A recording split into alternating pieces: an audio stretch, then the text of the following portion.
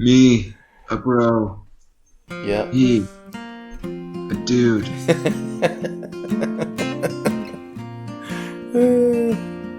That's good stuff. All right. Let's try it. Okay. Welcome to the We Will Journey podcast. We're talking about faith and life as it happens, and not the glossy exterior we wish it was. What, man? What did I do wrong? No, I think you said it's because all the things I was thinking about before. But we can edit that. You got that part good. Oh. You got it good. Okay. Okay. All right. Okay, just... Now it's your turn. Good. Yeah. Wait. We're going to get under the surface.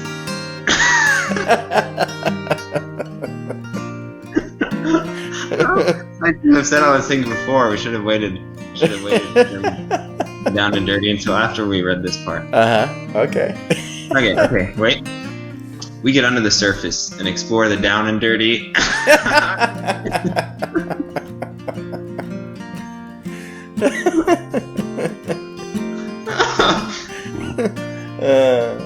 Okay. Maybe we should. It doesn't have to be word for word, right? No. I mean, I gave an interpretation. Okay. All right. We get under the surface and explore the down and dirty of life as it pertains to our beliefs, our relationships, politics, and absolutely everything else. Oh, there we go. That was good. All right. Today was supposed to be a conversation that Seth and I just had. We did it. We just didn't like it. Well, at least not my part anyway. So we're going to think about it some more, probably re-record it. So instead, you get to kind of have an interview that we did a while ago a little bit early. Today we're going to talk to Seth's friend, Klaas Rozema, about just everything that he's involved with, which is church planting, and he's also really into fair trade. And we just talk about a lot of other things too. We have a lot of fun. You'll enjoy it. Thanks for tuning in today. 3, 2, 1. Klaas, good to meet you, my man. Good to meet you too. So, I mean, is this really a meeting? I don't know. This is how we meet a lot of people. So it's just kind of like this. Good to hear you. It's good to see your voice or hear it. It's good to meet your voice. Meet your voice. Yeah, it's nice to meet your voice.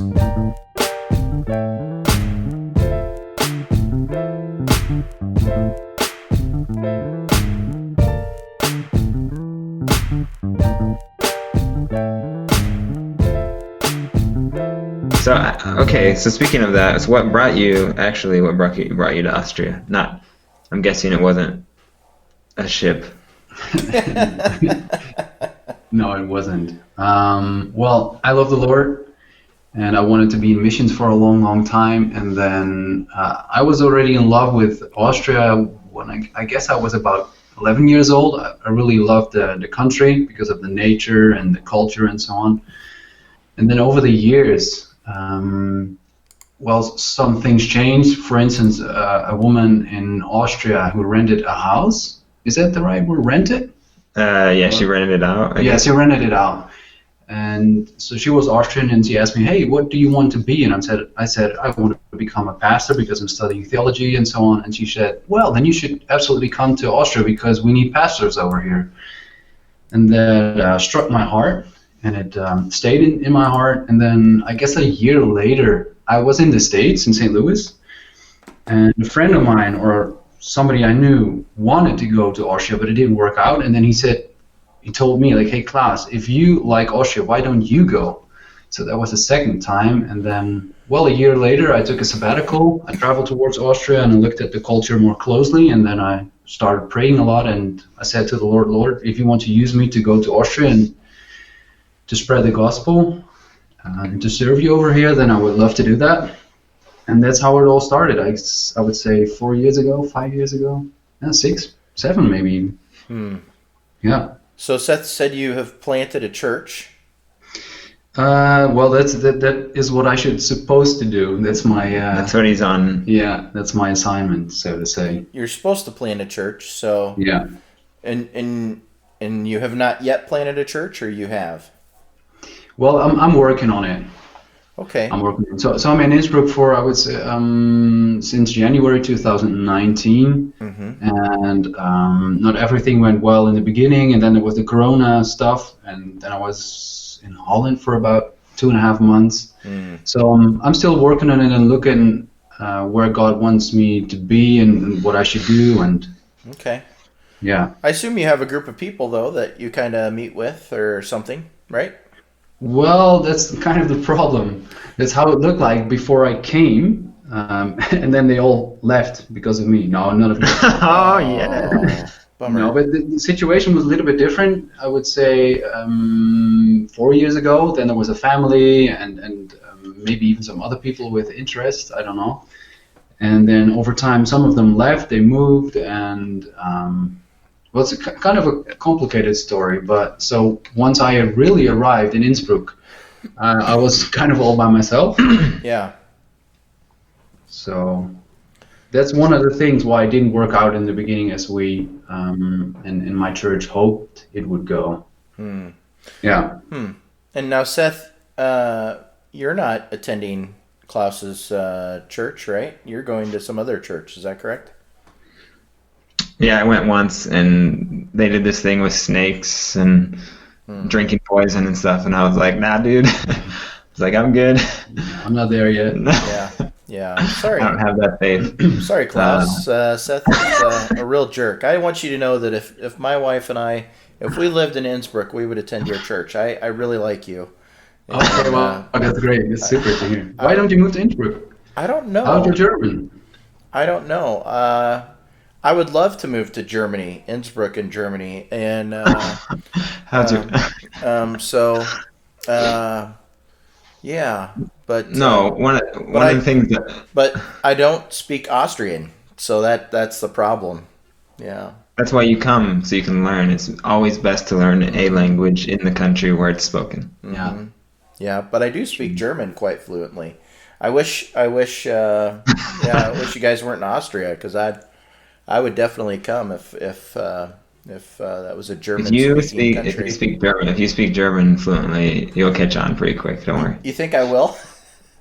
So I do. I mean, you were here once, and I wouldn't necessarily say that you could speak it. you didn't feel like I was fluent, huh? You might have been hiding something deep inside.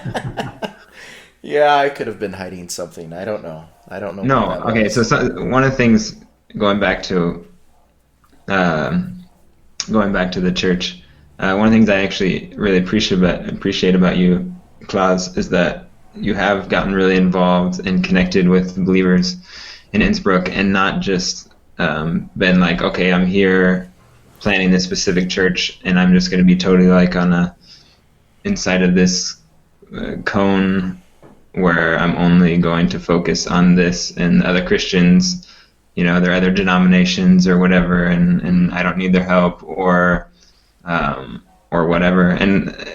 And that's what I really appreciated, and that's how I connected with him, is because we were a part of kind of some projects that different churches were working in together, and he's really done a great job of just helping out where needed. And I mean, planning a church anywhere is going to be tough. Yeah. And I think in Innsbruck or in Austria in general, it seems to be especially so. I mean, I know another guy who's been doing church planning for 20 some years, and he has they basically have a handful of people in their church. He's in a small village, so it's even more difficult. Obviously, there's less people, but no, I think I've really appreciated how Klaas has been a blessing to me and to so many Christians and non-Christians in Innsbruck already, since he's been here. And you hear, there are unfortunately organizations or denominations or whatever that'll go in someplace and they'll just be like a lone ranger sort of thing, and it's like, I got to do this all on our own, and we don't want to associate with anybody else and start our own thing. And I think you sort of burn your bridges before you even build Right. the bridge, I guess. Right. Yeah. Yeah. Yeah. Klaus, so your church, so what kind of church background, or what's like your sending church as far as denomination? That that's a Reformed denomination. So I'm from a Reformed church in Holland, and the church I'm now cooperating with is also a Reformed church. Okay. Okay. Yeah. Cool. Cool. Yeah, church planting, I think I think people read about some big success, you know. They'll somebody will plant a church and then it'll go real big and then they'll write a book and they'll say this is what you do and so everybody just kind of assumes that, you know, well, if I just do what they tell me to do in this book, you know, if it's Andy Stanley or whoever, you know, and I don't know the European equivalent, but anyways, you know, it's like this should just be real easy, and I'll make it trendy, or we'll be liturgical, or you know, whatever your cup of tea is, I guess. But turns out church planting, I think, is just really brutal and tough, you know, and it's not for the faint of heart. No, that's absolutely true, and that's actually I didn't expect it to be easy. I mean, during my studies, I took some time to look at the situation in Austria, and they called it the what I don't know how to call it in English, Missionsfriedhof, so mission graveyard. Yeah, mission graveyard. Yeah. Oh, A lot of people went to Austria back in the days, let's say 60s, 70s, 80s. A lot of people came from the United States, and they thought that it would be able to plant a church in, let's say, 7, 6, 8 years, and then it didn't work out, or they had to leave, and then the church died out, and that was in the back of my mind before I came. So I expected it to not be easy, and that's what I experience when I'm on the street talking with people. They're not that open as I'm used to, let's say, to people in Holland and so on. So why do you think? Yeah. What's the difference? You think people in Holland are more open to the gospel than Austria? So why do you think that is, and what's the difference? Well, I don't know if they're more open to the gospel. I think, and that's not only the thing I would say, because I'm a Dutch guy myself, so I don't want to brag about my own country, but that's what I hear from Austrians, and they say a lot of people from Holland tend to be more open to talk about a variety of topics. Okay. So I guess there is more openness to new things, other things, and Austria being a Catholic country, I guess at least specific generations are not really open to maybe really think about other possibilities, about other churches and the Bible and so on. So I think it's interwoven with the church history and, well, the culture. I mean, Seth, from what you've experienced and kind of told me, do you feel like the Austrian culture is kind of staunch Catholic? I thought that was kind of just the older generation, but the younger generation is more scientific and maybe agnostic or atheist or whatever. You know, just not really into religion at all. Like Joshua, he was talking about the fact of religion just kind of being a novelty, you know. So if it makes you feel good, then great, and that's basically the extent of the usefulness of religion to a lot of people in Austria. Is like, if it makes you feel good or makes you happy, creates an experience that you find enjoyable. Do you think that's kind of the vast majority of people, Klaus, or do you think there is kind of an overarching Catholic, what would you say, just kind of like a loyalty, you know, to that faith? Yeah, well, I think there is this funny combination of maybe both. And I do agree with what you told, that Seth maybe said, that the younger generations are different. They more tend towards science and what it says, and as long as it works and it's okay for me, and everybody has his own opinion. So that's what I see as well. But at the same time, there's this expectation from families to maybe still be in the Catholic Church and not really believe what is being taught in the Catholic Church, but still be part of the tradition and not ask too many questions. And well, maybe if you even leave the church, you will. I've heard some stories, and I haven't heard them that much, but some young people told me, more from countryside, that if they would leave the church, they might lose their what's it called? Erbnis. Yeah, like their inheritance. Yes, Inheritance. Right. Okay, yeah. Yeah. Mm-hmm. And stuff like that. Interesting. Yeah, it's it's kind of like a club that everyone's most people are a part of. But in order to be in it, you just have to show up once a year, kind of thing, you know? Yeah. So I mean, that it sounds like there would be a lot of pressure though, because obviously, you know, going to church for financial reasons is important for your inheritance. So, you know, even if you don't really believe in it, but converting to something, whatever that may be, you wouldn't really be able to kind of walk both sides anymore. You'd actually have to toe a very specific line at that point in time. So now you're probably, you know, you're leaving behind a lot of your beliefs about how the world works, potentially, and you're upsetting your family and losing your inheritance, potentially. And so yeah, that would be kind of a drastic change for them to really process and think about all the ramifications of doing something like that. Yeah, I mean, I know multiple people who have experienced some pretty heavy hurt and shunning, you know, from family and from and friends and community because they left the Catholic Church, you know, or they met Jesus and decided, hey, actually, this community of believers, you know, whatever denomination it is, like, this seems real, I'm going to go join them. And then they were basically kicked out of their, sometimes by even family, you know, kicked out of their community. And it's really crazy because, like, you know, I can sort of imagine that, right? If I think of maybe some Christians where I grew up and one of the kids became Hindu or Buddhist or something, that their parents would be super disappointed in them. Be like, what? Like, that is so, like, completely different than, you know, what we taught you and what we thought you knew and believed.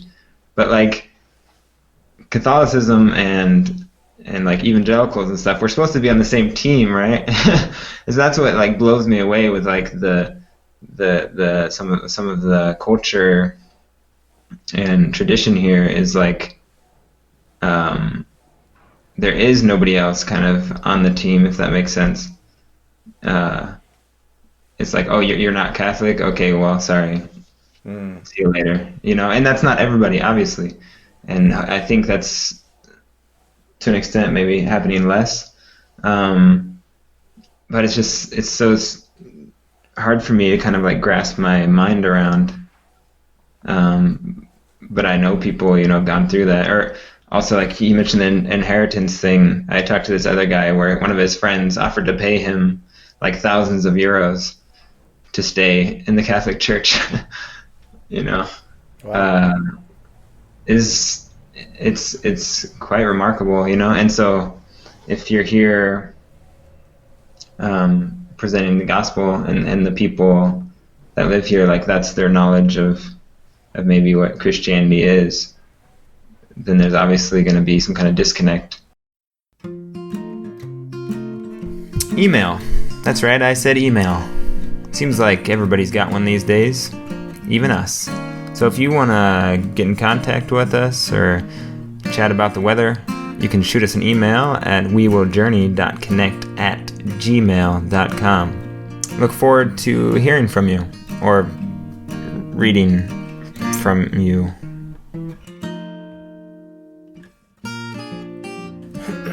me play devil's advocate, here for a while, Klaus, and just like Seth said, the Catholic Church and Christians should be on the same team, both promoting Jesus. So if the Catholic Church has a stronghold in Austria, then why do you feel the need to waste your time there?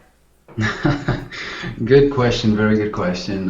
The thing is that a lot of Roman Catholic people don't really know Jesus or do not really have a personal relationship with the Lord.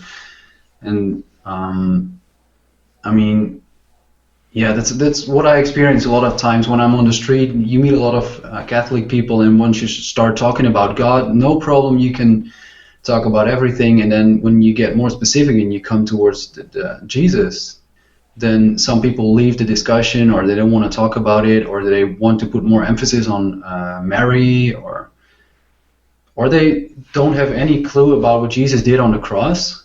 They know that Jesus was a good figure and he's a nice guy and he's our best friend, but in the end you do have to, well, in kind of way work for your own salvation by doing good in your life. And they don't really recognize that how deep sin goes and how big of a gap that means between God, the holy God, and us. And so there are a lot of different things that I guess most, when not a lot of Catholic people don't really know or at least understand with their hearts. So that's actually a reason why a lot of evangelicals said, I would say probably already a lot of years ago, that Austria's mission country is a mission country in Europe. Yeah. So do you feel like that is a church issue, or do you feel like that's just a lazy Christian issue? What do you mean, a lazy Christian? Yeah, just like an apathetic, churchgoer. Do you feel like the issue is just with the people, or do you feel like the issue is with the church itself? Good one. I guess, well, every person has his own responsibility, so but at the same time, I think it's also a problem of the church. And I don't want to say that the entire Catholic Church is doing wrong, or there are no good priests or no good pastors in their denomination or church.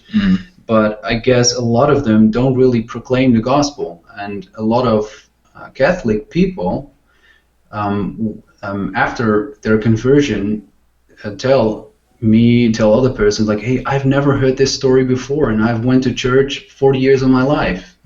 I never got this. I never read this. They never pointed towards the Bible. So I think it's both. Yeah.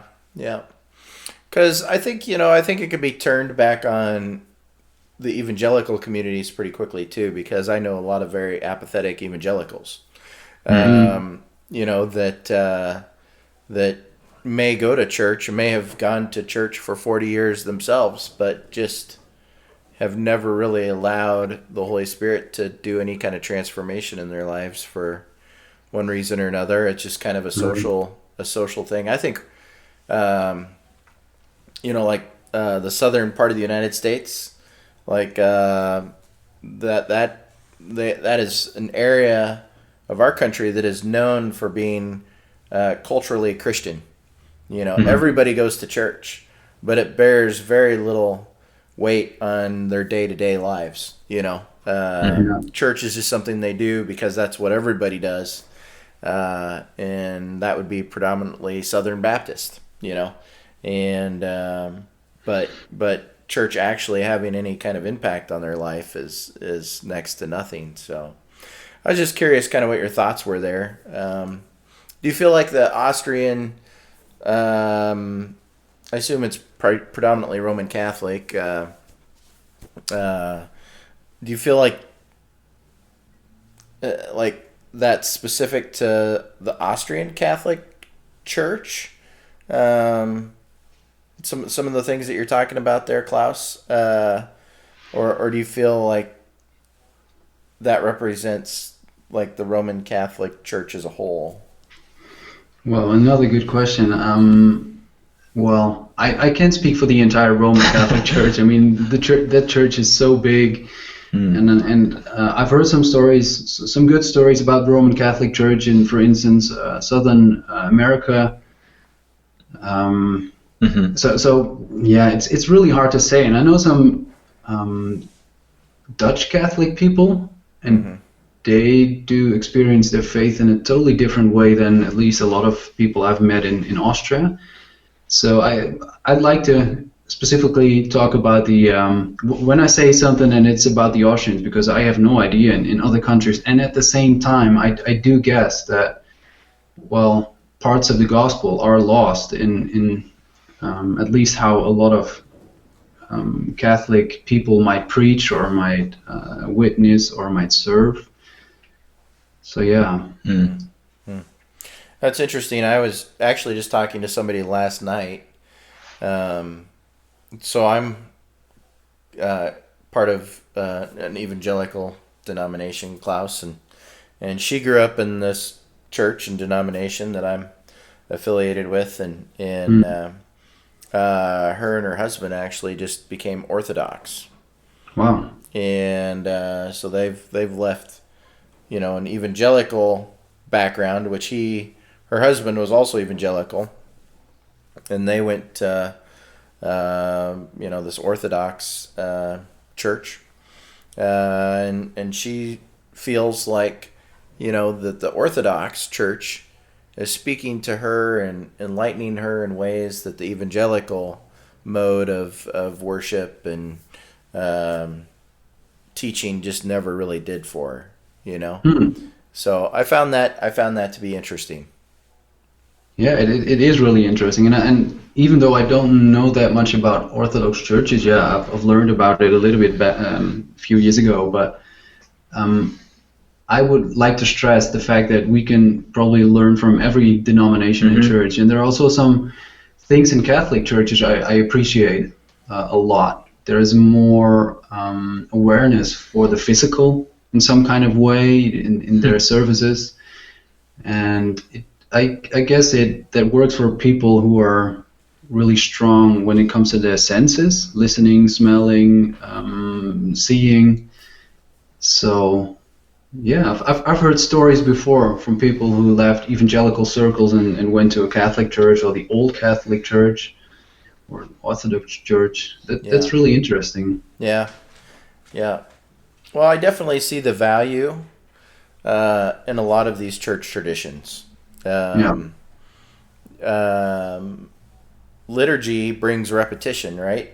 So the evangelical church doesn't do a lot of liturgy. I don't know if your Reformed background, Klaus, would be more liturgical or not, but yeah, a little bit. But like Seth and I come from a very non-liturgical background, so we don't have as much repetition when it comes to just prayers and reciting scripture and psalms, different things in our flow of typical time in worship. Every week is a little different. Not a lot of repetition, and I think people that come from a background of a more liturgical experience appreciate the repetition because it just puts stuff in your brain, and it kind of helps it stick a little better. So yeah, and then you were just talking about like in Catholicism, there's a lot of symbolism and a lot of a lot of stimulation, sight, smell, the whole thing. I'm sure the Eucharist, taste, and so I mean, you're getting a lot of your senses involved in the worship experience. There again, in our evangelical background, we don't engage as many senses, do we? So yeah. So there's a lot of value. So do you feel like these efforts? I don't know. I'm challenged by this too, man. I think about my own context and where I'm at, and maybe even where I want to go down the road. And in some sense, you kind of ask yourself the question of, what's the point? If this is where the people want to be, should I just help them help make that experience better? Or is a new experience really have more value? Mm-hmm. Does that make sense? Yeah, I think what I would do in such a situation, I would probably, well, I could go back maybe 10, 15 years ago. Then you would have met a Klaas who would have known it all, at least a few things. It was really reformed, and I would like to ask a lot of critical questions. And now I'm like, well, if I meet a person who wants to leave evangelical circles and wants to visit another church, I'm like, hey, please tell me, what's your situation? What are your thoughts? What's your motivation? How's your life with the Lord? Tell me about Jesus. And after that, I would maybe advise something or even ask more questions.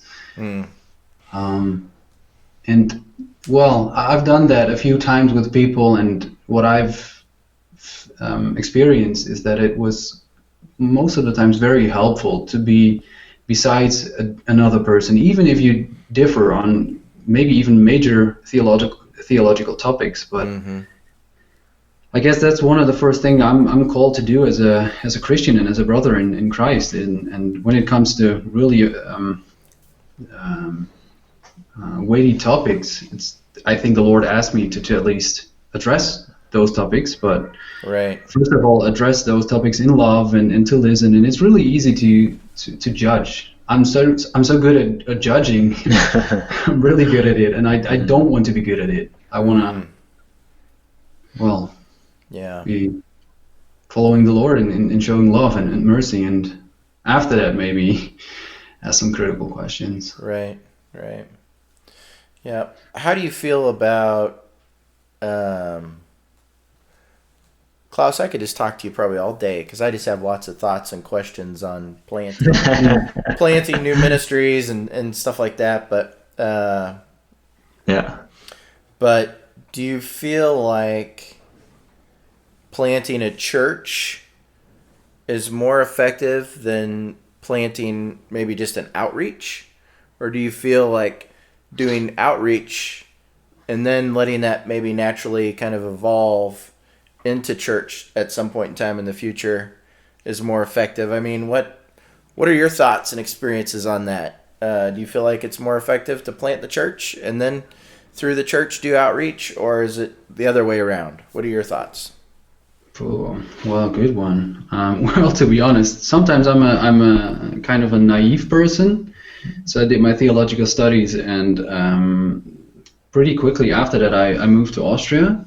And I didn't have a big plan or a big concept or whatsoever, so I just started where I was with actually zero, nothing. So I guess both approaches might work. It also depends on the gifting you got from God and the calling. I mean, it can be totally different for different people. Yeah. I do see in scriptures, though, that the churches... well, that's actually what you said as well. I wanted to say that the churches are being planted, and that's the main focus. But if you use an outreach with the goal of eventually maybe having a church, then you're doing exactly the same thing. It also depends, I guess, on the things what do you call them? Like if you have money, time, people. So resources. Resources, that's the word. So I don't have a lot of resources at the moment. So I have to try to give my best with what I have, and that's why one of the reasons I want to work together with a lot of brothers and sisters from different denominations to be as effective as possible. And at the same time, I'm sometimes wondering, is it always a good question to be effective? At the one hand, yes, and at the one hand, maybe, what is gehorsam? Obedient. Yeah, so I'm wondering a lot of times, Klaas, are you doing enough? Are you effective? Are you? Yeah. But the different question is, hey, are you just obedient? You've heard the call from God. You know what you wanted to do, and if things don't start to change, let's say within 2 years, 3 years, do you necessarily have to change all of it to be effective, or are you going to try to be obedient to the things you first thought you had to do? And well, those questions aren't easy, I have to say. Well, that's interesting. I think that's a good thought, Klaus. So tell me, dive down that hole a little deeper. Talk about that. Talk about how you're kind of wrestling through some of that in your life, where those. I think for all of us, are we being effective and are we being successful? Are we having success in the things that we're doing? Yeah. Weighs on all of us pretty heavily, I think. No matter what we're doing. So what's God been doing with that thought? Well, I can refer to a story of what's he called? Is it James Fraser? Do you know that guy? He was a missionary in China. Mm-hmm. And if I remember well, I read a biography about him, and that he worked for a lot of years in China and he didn't see anything happening. And at a specific time, he got discouraged and he was like, God, do you really want me to do this? Do I need to go back to he came from England, and he went on one of his last trips, or maybe even his last trip, and he said to the Lord, if nothing happens, then I will probably resign or something. And then at that last trip, a lot of families gave their lives to the Lord. And that might have been even after 7 years of service. Mm-hmm. And that struck to my mind, and I thought about what I've done in, let's say, almost 2 years in Innsbruck. And it could be really discouraging if I look at, well, are there people coming to church? No. Are there services? No. Does it really look like something? No. But at the same time, I see that God is opening doors. And if I look at specific prayers from, let's say, 4 years, 5 years ago, I prayed that God would give me a lot of brothers and sisters in Innsbruck where I'm able to pray with, talk with, have Bible studies with. And that's what He has given. And over time, He has opened some doors to other people, broken people. So since half a year, I'm visiting a guy who is 46. He's an alcoholic. He's in big, big trouble. But his situation started to change after a few months. And together with somebody else, a sister in faith, we're reading the Bible with him. We're praying, and we're inviting him to church. And he went several times. And so that's something small. And, of course, I would have been very happy that after 2-3 years, there would be been a small group of people planting a church, but eventually that's apparently not what the Lord wanted, and He wanted me to be faithful with at least this one person, and to give my best, and to serve Him, and to love Him as well as Christ loves Him. Right. And by doing so, and really looking at what God is doing, I get encouraged, and I'm really motivated.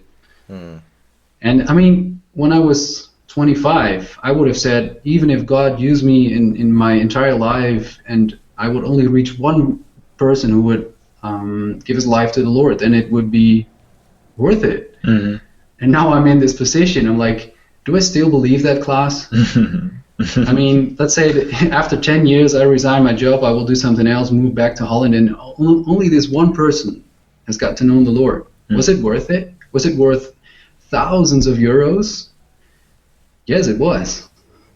But I need to be reminded of that again and again, because if I look at effectivity, I'm like, well, I don't know. Yeah, it's hard. I think it's just hard not to apply human wisdom to ministry, and to really try to see it through God's eyes, and maybe be as patient as what God is, know. And I'm somebody, Klaus, that I've always been in more business, roles in my adult life, and you try a strategy, and if it doesn't produce results, then you move on to a new strategy, And I have a tendency to approach ministry in the very same way. I try a strategy. If it doesn't produce results, then I just try the next thing. And and I'm not a very patient person when it comes to that. And if I'm involved in something that feels like we're just spinning our wheels, it's hard for me to really want to stick around. And in my eyes, watch something fail. You know what I mean? In my eyes, it's just like, why am I going to sit around and watch a sinking ship, sink? And but yeah, so I've definitely had to ask God to work on my heart, when it comes to that kind of stuff. Are you digging our theme music? Well, we dig it too. You can check out more Jane Gilman music at our website, janegilman.com. Or you can download some of her music to your playlist on iTunes. That's GILLMAN.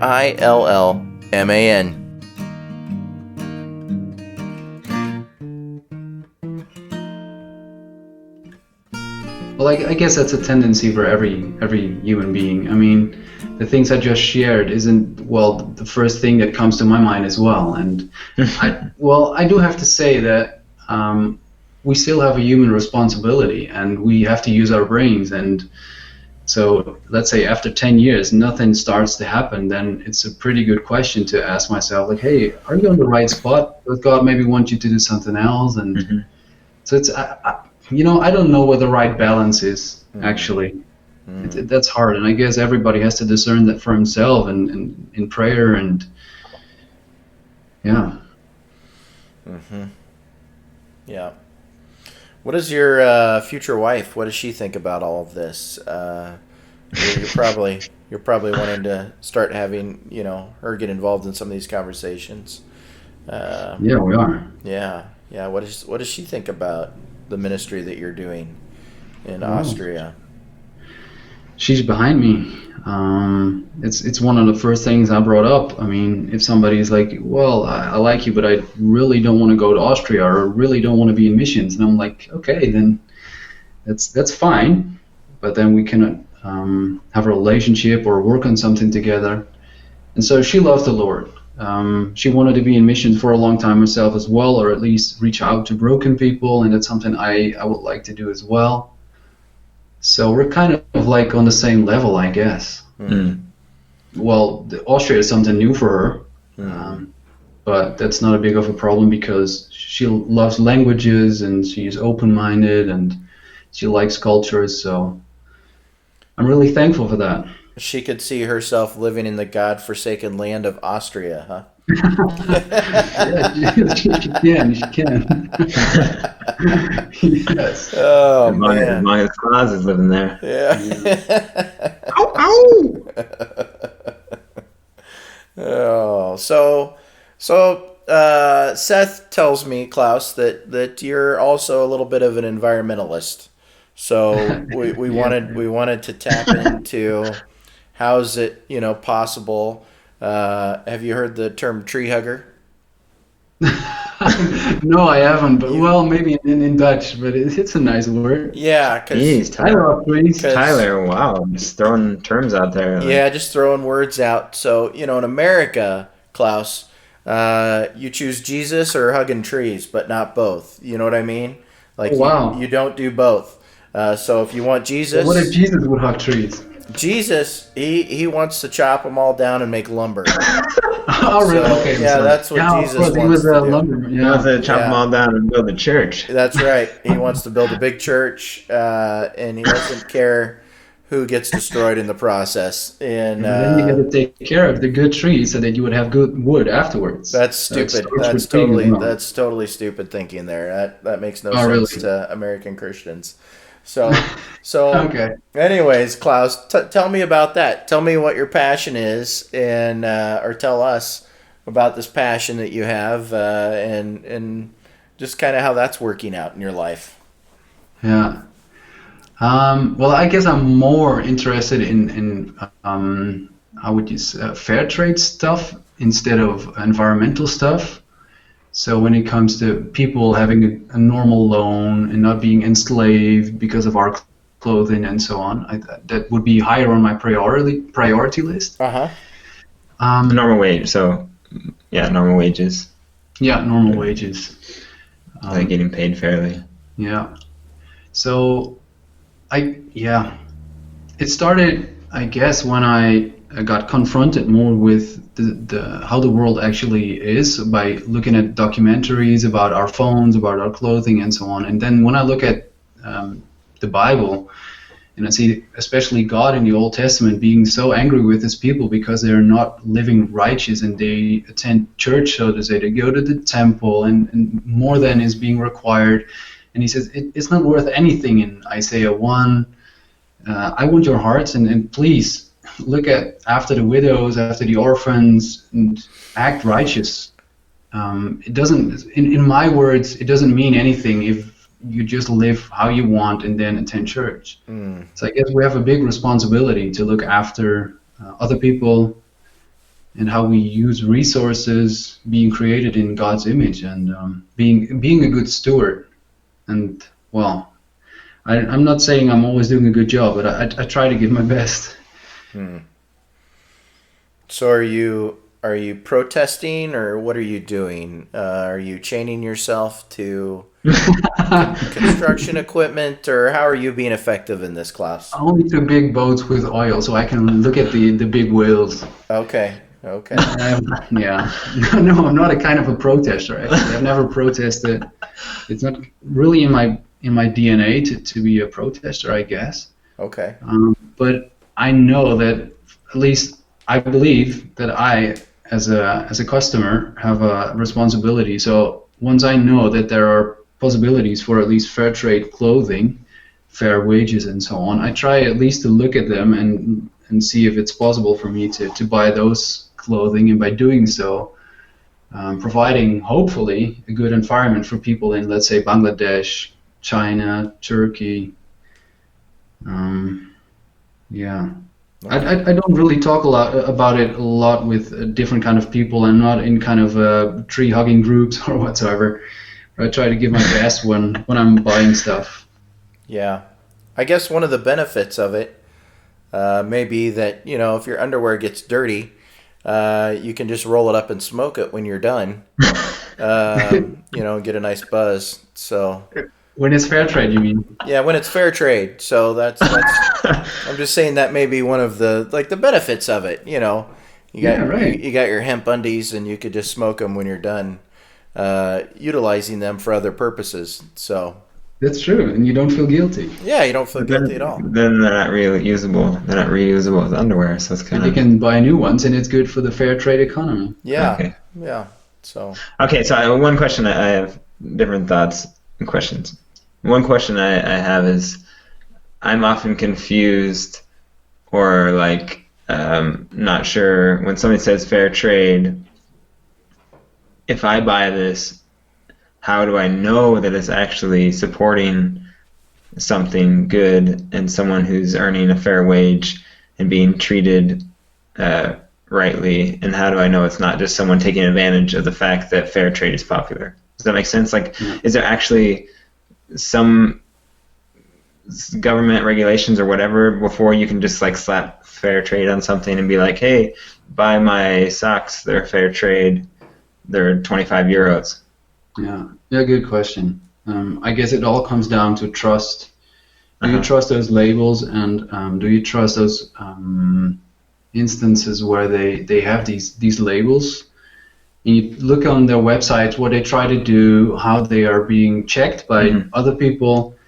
And so in the end, you read these articles and you read these magazines, and then you think, okay, this might be okay. I put my trust in it, and I buy something, and that's all I can do, because I would love to travel toward. Well, maybe that's not a good thing to travel to Bangladesh and buy a ticket with an airplane, but when talking about topics like this, but no, I would love to go there and check everything by myself, but I can't, and that's why I have to trust people who are doing it for me, and I guess that's my responsibility as a customer.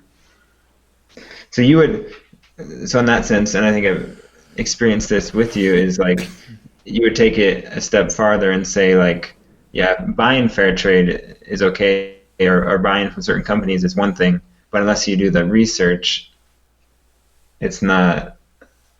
You actually take the time to make sure, okay, these products are products that I want to buy. These companies are things I want to support because I've done the research and I've spent the time to find out which ones are good, which ones are not so good. Mm-hmm. Yeah, but I guess, I mean, once I found out a few labels, I trusted the label, and then if I found a different brand which had the same label, I didn't start the whole process over again. So then it comes down to trust. Okay. Yeah. I also thought something you said was interesting, but it is true, and I've experienced it, I think, in Austria more so than I ever did in the States.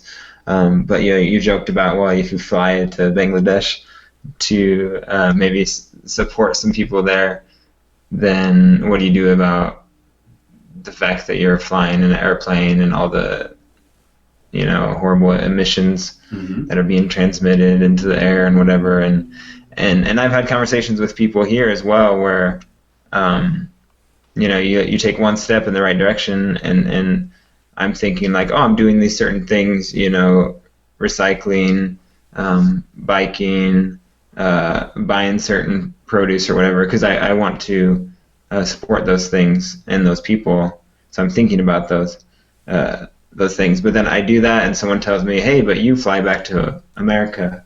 Yeah. You know how horrible that is? Or like, you got a special deal to fly wherever for 50 euros. Do you realize if you only spend 50 euros on a plane ticket, that's so horrible, that's not covering the cost for emissions? Like, how do you handle that kind of stuff where, to me, it kind of feels like at times the farther you go into it, the more it opens up what do you say, like a Pandora's box of like, oh, actually, I'm also doing this wrong and this is bad, and I'm killing the dolphins by drinking Coca-Cola or something, like where, how do you handle that, because if you've experienced a lot more, or you've invested a lot more time and research into these kind of things, so how do you balance, like, I guess, just going about your normal life without always feeling like you're not doing enough or something? Yeah, that's a good one. I guess this journey isn't possible without discouragement. That's at least my experience, and it's really helpful for me to know that I can't save the world. I can't. I mean, I believe that Jesus will return, everything will be broken down, so that's not my intention. I try to give my best, and I know that I only have a few hours a day. So for instance, a few months ago I was in Holland. I needed to help my dad. He's building a house, and I needed some extra clothes for working outside. I didn't have the time to invest, let's say, 5 hours before ordering something online, and hopefully it arrives 2 days later. So I had to have it on the same day. Mm-hmm. And that's not a problem for me. I mean, I know my boundaries. Well, it is a problem. It didn't feel nice, but I know. Really? Yeah, okay, it didn't feel okay. But I couldn't have worked. I couldn't have helped my dad.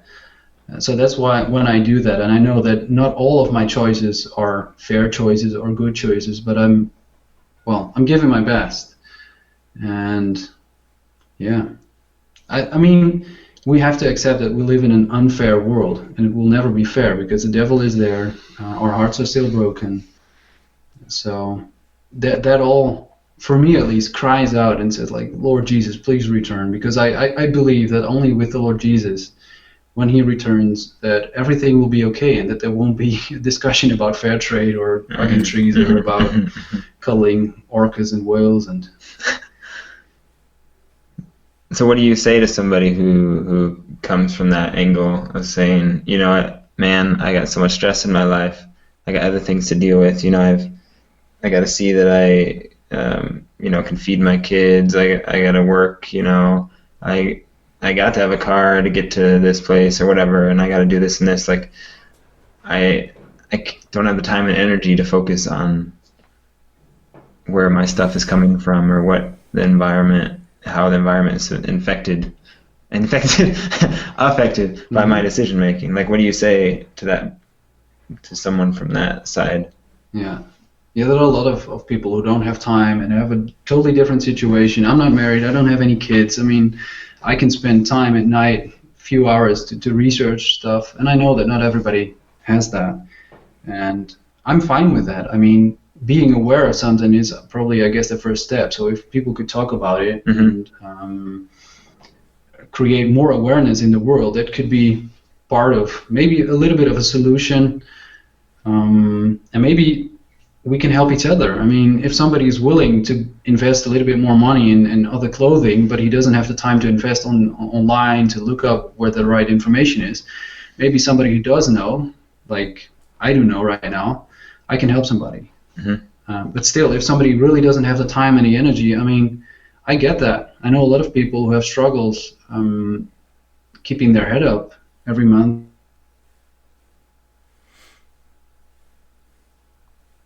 which is twice as much, maybe. So it's a struggle. And that's an interesting part of it too, because like, what's the solution there? And is it more like, is it overall society or the government or whatever? Because I feel like, for me, for example, I grew up in a family, we didn't have a lot of money. I bought pretty much all my stuff as cheap as possible, you know, so I'm sure like if I went and bought a t-shirt at Walmart, it's probably not getting made fair trade. Like how do we do that as people, you know, if you don't have a lot of money, how do you afford to use your money in the best way possible to still, you know, purchase fair trade or make sure you're supporting good companies, and that kind of thing? Like, how do you do that with limited resources and limited money? Like, what's the solution, I guess? I don't know if there's one solution. I mean, what I've said, awareness is something we should create anyhow. I had a thought in my mind and it just left. Maybe it wasn't a good one. Well, I don't want to judge. That's the thing. I don't want to judge about other people. I cannot look into the wallets of other people and their agendas and whatsoever. But I do think at the same time, in the western part of the world, we should make better priorities. I mean, I live in Austria. I like to ski. I'm not a good skier. I'm learning it. I love to do it. But at the same time, if I say, I don't have the money for buying fair clothes, I could stop skiing. And you know what? If I stop skiing, I could buy I don't know how many fair trade clothes. It's kind of normal for us to say, yeah, well, we need a holiday. We need at least one time a year to be in a different country. Why? I mean, you can just relax in your home country, well, and have cheaper holidays and then spend your money on something else. And that's not easy. Absolutely not. Maybe we have to try to change our standards of living. And that's why I don't want to judge about other people. Right. But when I look at my own life, I'm like, if I look at my own clothes and I know that little children in Bangladesh suffered because of my cheap clothing, and if I can change that by not going skiing, for instance, then I think that's a good choice. And it's a good priority. I mean, we could all be nudists, right? Wouldn't that actually be simpler? I don't know if that would be awesome. Easy for Klaus to say. He still works out, so. Yeah. Tyler's like, no, please not. No, I don't want to be a nudist anymore. So I'm past that point in my life. But not anymore. Okay. Yeah. It might get cold. I don't know, man. I think you got a lot to love, but it's good. I appreciate that, man. I really do. Hey guys, it's Seth. Some of you might be wondering, I wish there was a way to follow these guys and what they're up to. Well, I don't know if you heard about a little thing called the internet. That's right. If you check us out at twitter.com/WeWillJourney1, you'll be able to keep updated on what we're up to and maybe some future interviews or projects we're working on. Catch yous later.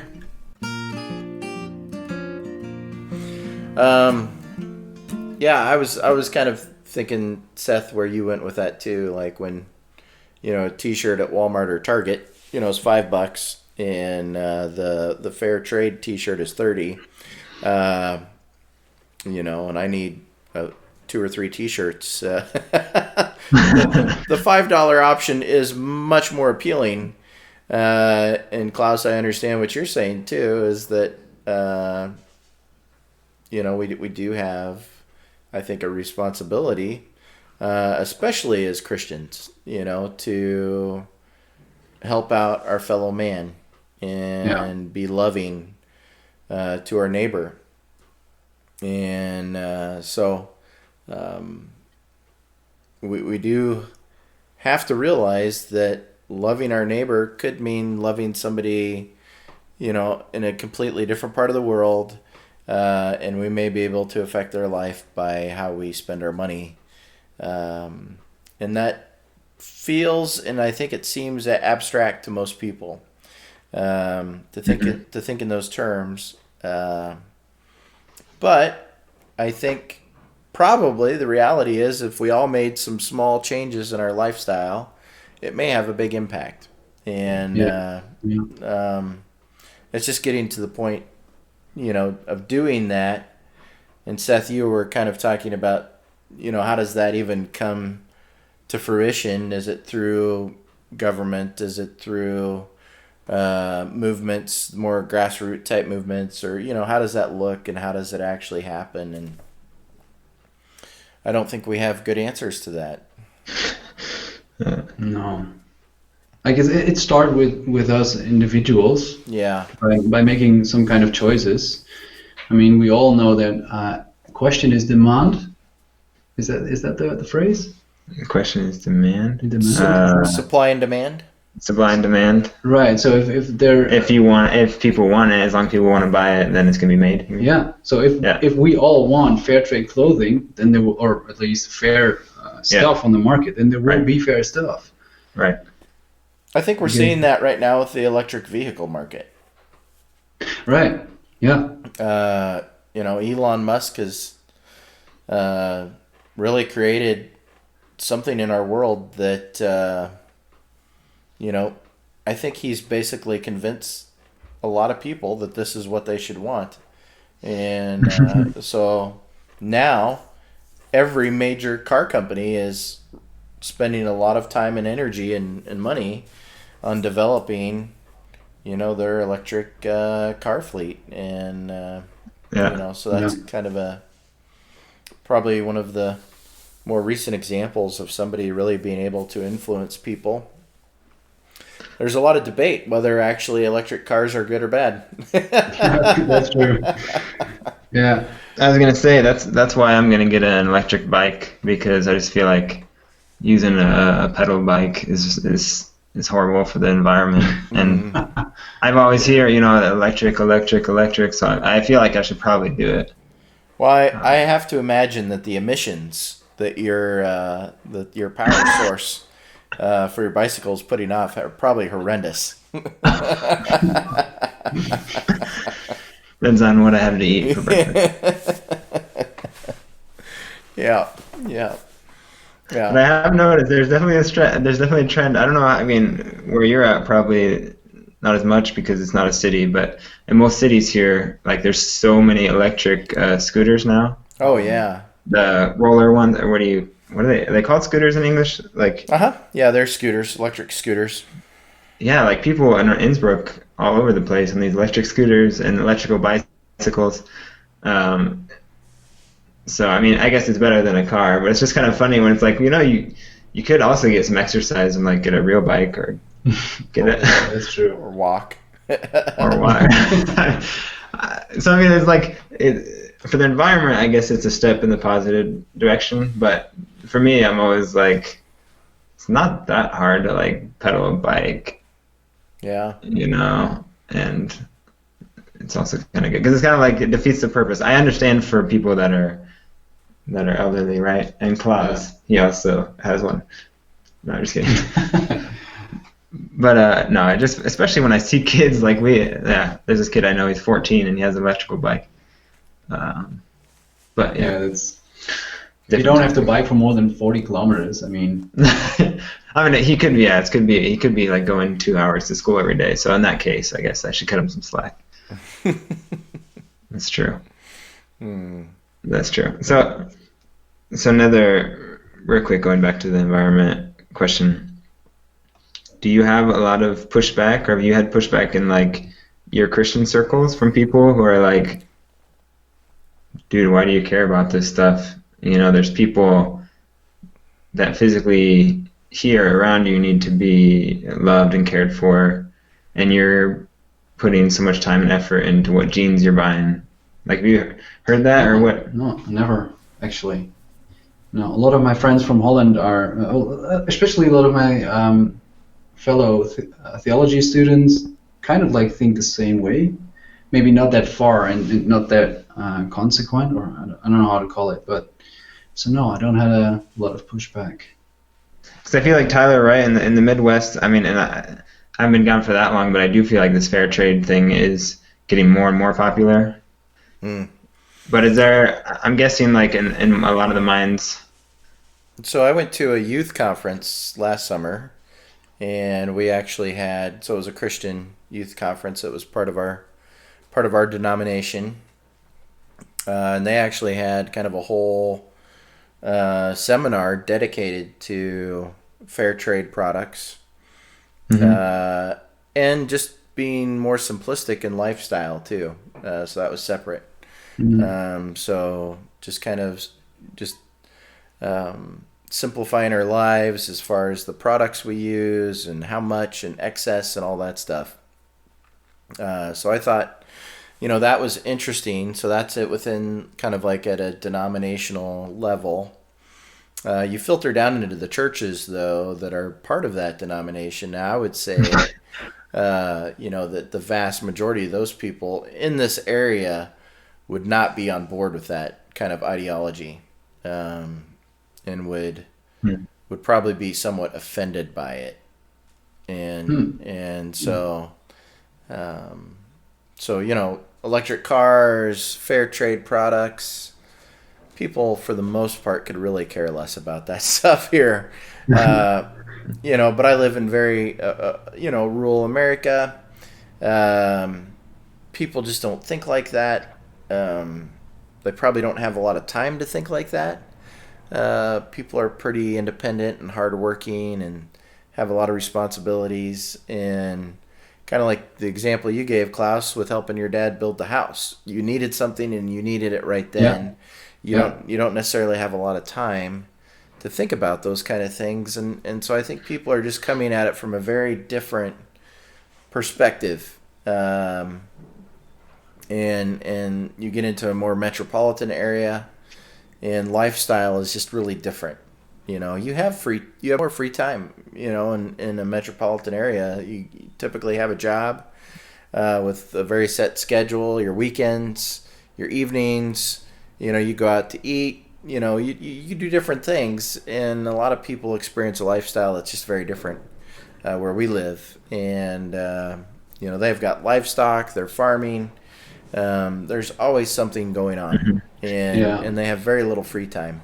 And so I think that affects just the practicality of it. And so kind of like, Seth, what you were saying, if something doesn't happen on a larger level to affect, just kind of the distribution of goods and how they're made, they'll probably never tap into some of that stuff. If that makes sense. So.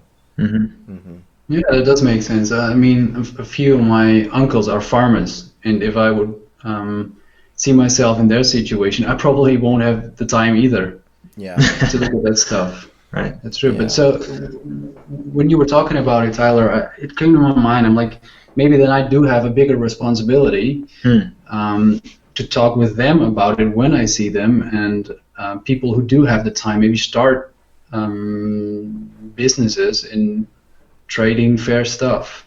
So that, and as I've said, awareness is the biggest thing. I mean, if I'm kind of certain that if I would speak about it with my uncles, and if we would watch the same documentaries about people in Africa dying for the minerals in our phones, then they have feelings as well. I mean, they would probably say, man, I don't have the time to investigate, but if you could show me at least a phone that's kind of like a little bit more fair, then I would be maybe willing to invest in it and spend some more dollars. But if they don't have the time and I do have the time, I might have the responsibility. I mean, Mm-hmm. So now I gotta ask, what kind of phone do you have, and is it Good one. the most fair? Well, when my last phone died, I wanted to buy a Huawei. What's it called? Huawei. Yeah. Uh-huh. Then I looked up some websites and I'm like, oh no, I don't want to have a Huawei. That's terrible. So my friend from Korea just told me today. Yeah, and then Don't get Huawei or whatever. my dad bought a new one, and he had one left, so I bought his second-hand iPhone. And apparently, that's a case of trust as well. iPhone or Apple is not doing that bad Really? in comparison to the other one. Woo! But you have the Fairphone. If you want to have the best Oh, option, the close one. Yeah, you need a Fairphone. What's a fair phone? Well, that's the brand name. Really? Yeah, and they never try heard to of do better. Is it made out of corn cobs? Trees. And every time you take up the phone, you need to cuddle a tree. It's like made out of. No, I don't know all about it, but it's Okay, a better that's great. product. It's a smartphone. It's a. Yeah, it's a better product when it comes to fairness than many other products. Wow. But you have to really make a choice. I mean, let's say you pay 300 euros and you Right. have the phone is not that good as other phones who are the same range. You still need to crank it up every Yeah, you time do. before you use it. Yeah, Hand crank. yeah. It's all right though. Yeah.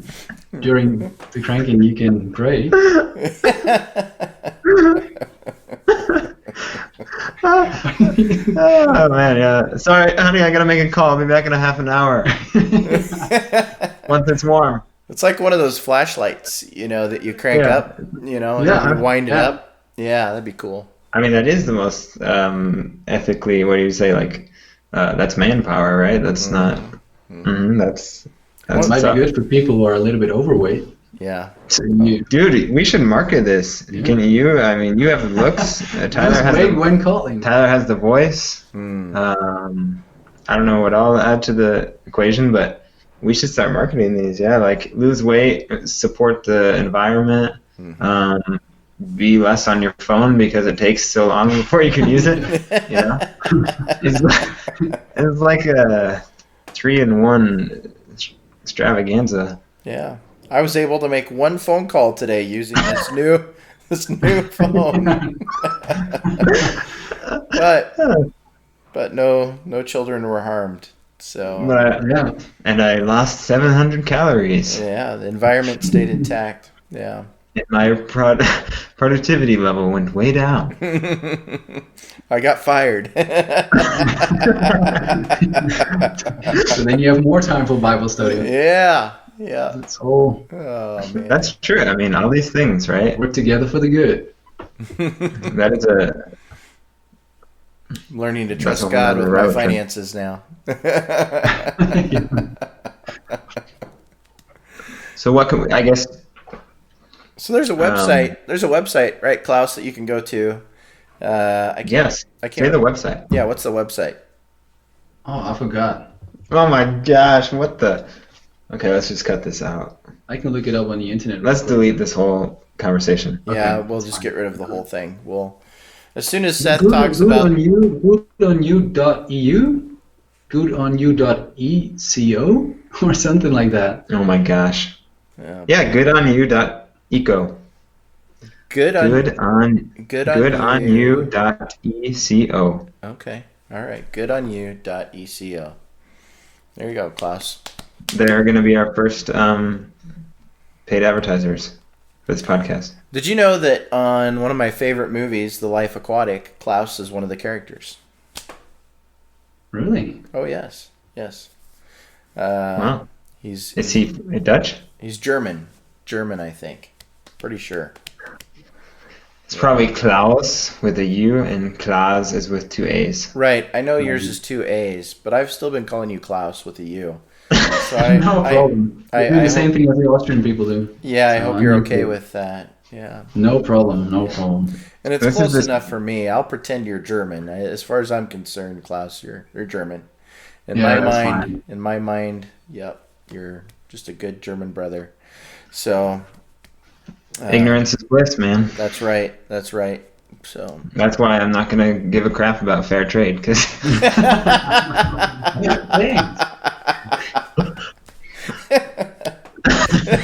sorry, man. No, I'm just not totally serious. You are. You're always wearing Nikes when you're around. Nikes. Yeah. Okay. That's the thing, right? I also, I agree with a lot of things you're saying, to be honest. But there's still things like what do you do with basketball shoes? Like, are there like fair trade basketball shoes I don't know. that aren't made out of It goes Like- back. It goes back to your fair trade phone. You won't have time for basketball when you're trying to make a phone call on your fair trade phone. So it eliminates the need for basketball shoes altogether. You'll never need those ever again. Yeah, that's true. It's like there's some of those things where Put on your recycled tire flip flops and get over it. Okay. So guys, we're just gonna get out there and play basketball, man. hey, Go back to old days. if it can drive down the road at 75 miles an hour, it can drive down the lane and score a hoop. So, but That's dang right. No, but that's okay. We already have a couple of things down the road that we got to work on, and one of them is definitely basketball shoes that are made out of tires. Yeah. No, but there's things like and I think it is growing, but there's still some holes in the system or whatever, right? There's certain things where people are like, well, I'd love to buy a fair trade, but how do I do that when there's no product that does that? But I'm, like you're saying, well, the more you support the companies, I guess, right, that make those things, and the more they can expand into new areas and stuff. Yeah. So, and one thing I do a lot, which we've had this conversation before as well, right, is like, I feel like buying secondhand and used things is also a part of it, right? Yeah. Because, maybe whatever, Nike isn't the best thing to buy, but somebody bought Nike shoes and they wore them, they don't fit, and now they want to get rid of them. It's like, oh, well, if I buy them from him, then in a way that's still kind of helping, right? It's better than throwing it away, right? Yes. It's basically as if that child was never underpaid. Exactly. to make Because that pair he's of getting shoes. paid. Right. Because now you're using them for a second time or whatever it is, and that child's neglect, it doesn't really matter in that sense anymore. It already happened. It's in the past. You're living in the future, right, Seth? And, Thanks for screwing over my example of, I'm trying to help. What about those of us who can't afford this 75 euro socks? Yeah. Wow. Yeah. They must have. Come on, Tyler. If I can buy used underwear instead of the handmade straw underwear That's why you're that Klaas smiling wears. right now. No, I get it. Your Calvin Klein underwear, they come pre-streaked. Someone that is very close to Tyler and I, he was very good at being very bad for the environment with his underwear purchases. Okay. He would just buy new underwear when his underwear is dirty. I guess, that's what Tyler always tells me. Yeah. He would just like run out of clean underwear and he'd just go buy more underwear. Yeah. It's one way, and then they sold them to kids. No, On the street. secondhand, man. It's important. No, I mean, there is a cool thing that in Innsbruck happens a lot. Is a lot of people go and they do this thing where you stick all your old stuff out in front of the house. It's like once a year, each apartment building. You can, like, if you want to get rid of anything, like an old table or a lamp or whatever, you just stick it out in front of your house, and then the next morning the trash company will come and get it. So in the meantime, for like those 10 hours that everything's sitting out in the street, then people will come by and they'll be like, hey, look at this table, or like, oh, look at these underwear or whatever, and then you can take it and bring it home and make something out of it. Like Klaas has a bunch of stuff in his apartment. I have some things too that I've found that people were just like, oh, I don't want this crap in my living room. I'm just gonna get rid of it. And then it's like this extremely beautiful wood cabinet or whatever. So so there's kind of like a bit of a culture of that, I feel like, here, right? Where it seems like a lot of people do that. They go and get stuff from the whatever, the street and reuse it, which I like those kind of things. I mean, technically, I found it. Like that's where I got my guitar. I told Tyler that. Yeah, I haven't even showed it to you, and it looks like brand new now. It was like only missing. I found a guitar in one of these trash heaps in front of an apartment building, and it was only missing strings and like a few little rings that go at the top. And I got those rings for a couple euros, strings for like $5, and boom, looks like a new guitar. Yeah, that's awesome. It's crazy. And anyway, so there's little things like that are cool, you know. Tyler, you could probably, if I know your town, kind of like Stuart, you could probably just walk over to the neighbor's yard and grab a few things. You never notice anyways. There's so much junk laying around.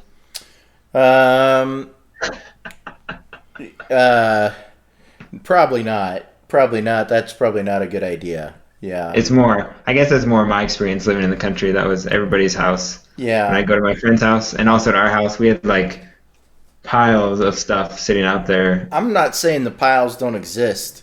It's just maybe not wise to walk onto somebody's yard and start taking from the piles. You know, that probably would be. Yeah, that'd probably be unwise. A bit tongue in cheek, but it's just funny. It's just humorous how much stuff we just like let sit and rust. Yeah, it is true. Around here, you know, we leave stuff on our porch. We don't really concern ourselves as to whether it will get stolen or not.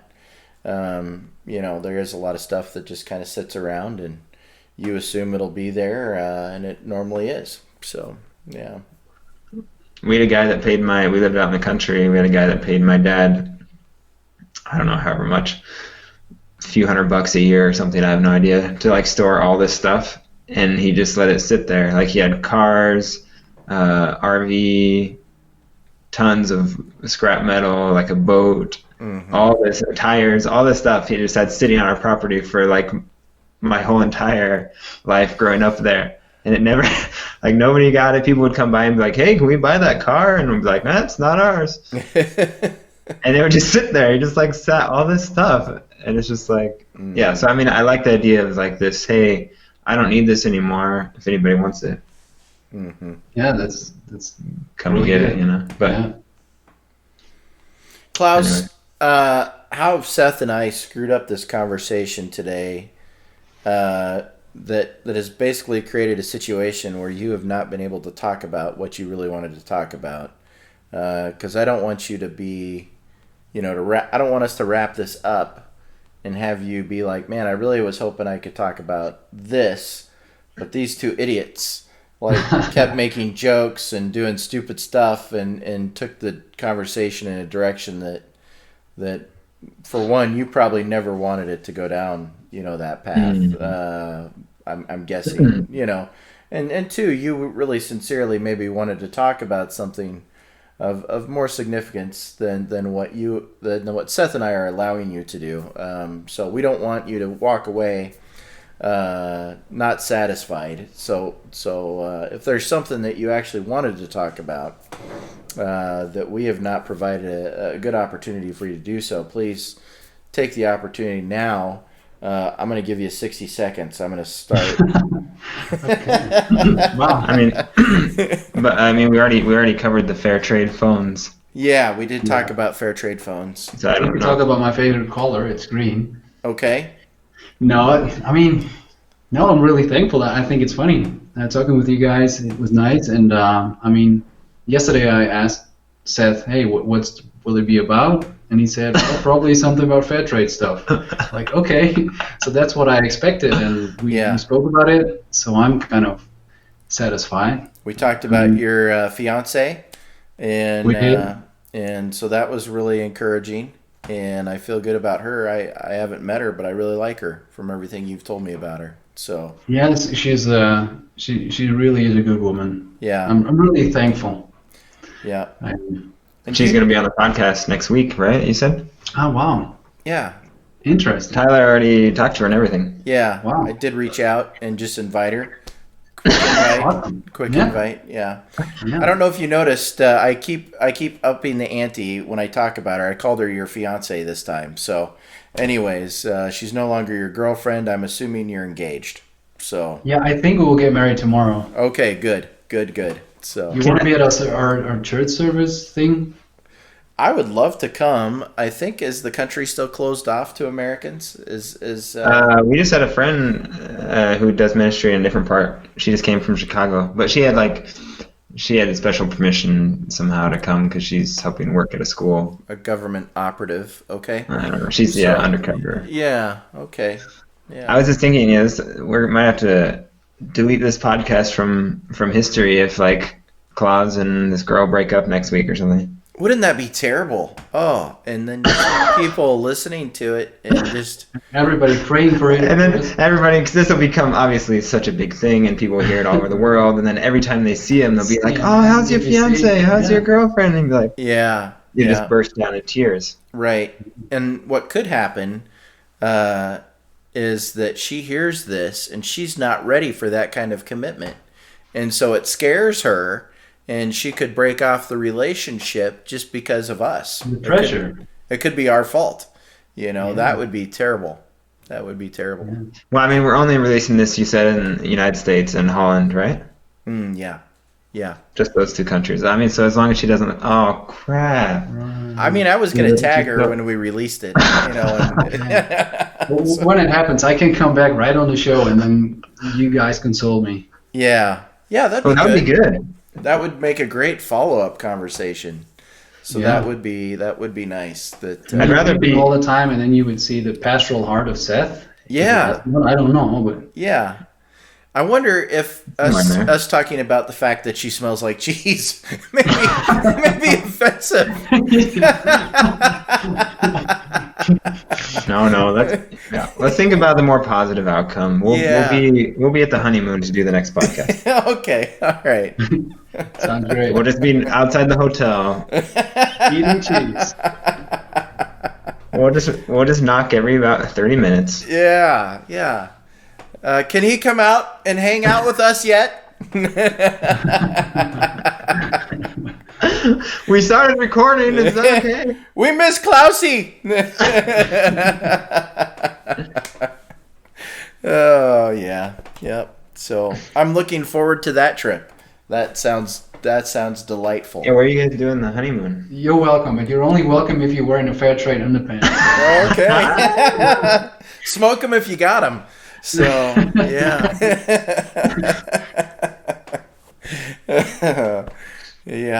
Yep. Very good. So Good. Thank you, Klaus, for taking the time. yeah, thanks, man. I appreciate it. We'll think of another topic. He just lives basically down the street, kind of Okay. on the bike path. All right. So Well, it was nice meeting your voice. Thanks. That was exceptional. So, yeah. Well, thanks for the good time. I enjoyed it. Yeah. We hope you enjoyed our conversation with Seth's friend, Klaus. We hope you have a blessed week. Next week, it should just be us, unless something happens again. Thank you so much.